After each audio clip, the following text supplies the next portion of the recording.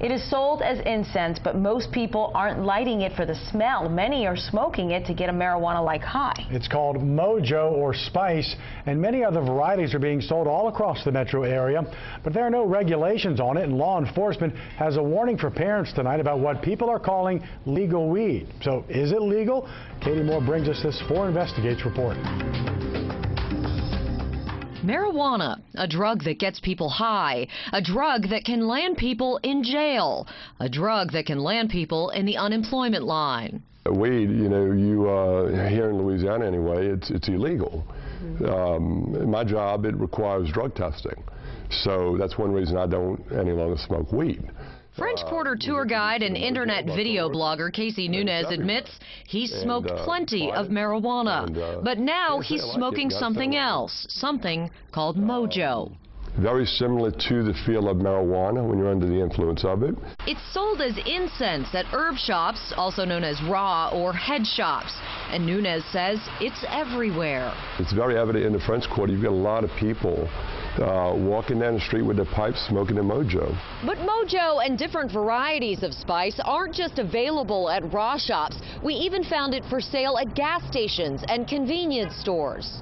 Say it's readily available in the metropolitan area and on the internet. And just about anyone can buy it. Some shops only sell to people over age 18, but others have no age restrictions. It allows these children to be to become intoxicated. In some cases, probably right under their parents' noses. Mojo creates a marijuana-like high, but it doesn't smell like marijuana, and apparently it doesn't show up on standard drug tests. Nunez took a home test after smoking Mojo. He sent us this picture of his negative result.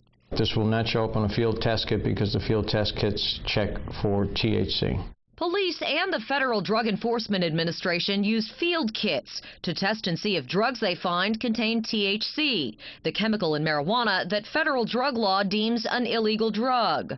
Only detailed DEA lab analysis has shown that a combination of 3 synthetic chemicals, including the compound JW8018, are what gives smokers that marijuana-like high.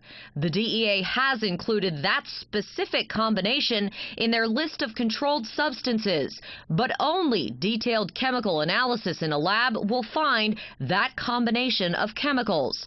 Field test kits don't. Spice in of itself is a herbal, but the thing that makes it illegal is when synthetically these compounds have been changed to include some of those ingredients that give that euphoria of THC. The problem even the DEA has is that manufacturers keep changing the chemicals used to mimic THC, and each combination would have to be outlawed and traceable in order to enforce it. Under state law, that specific synthetic THC combination is not illegal. Plus, packages for Mojo and other spice products only say they contain a group of natural herbs. They also read, not for human consumption. It's not something that we could arrest them for. It creates a problem. Even for driving under the influence of Mojo. And Nunez will tell you it packs a more powerful punch than most marijuana.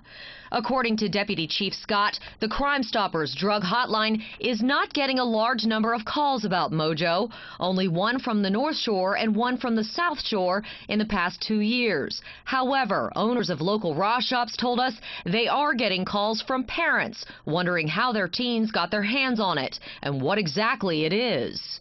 We're extremely concerned about it because from some of the things that we've seen so far, a lot of younger adults are beginning to experiment with this. The irony is, police say Mojo is nearly twice the average street price for marijuana in the New Orleans area. It's very expensive. People are paying it. Why are people paying it? Because it's that good. And it's legal. You're not doing something that you need to worry about incarceration or being fined or put in jail. It's likely the same reason teens are trying it and why police want to warn parents and employers that the jar of incense in your teenager's room might be a way for them to get high. Katie Moore, Eyewitness News, Night Watch.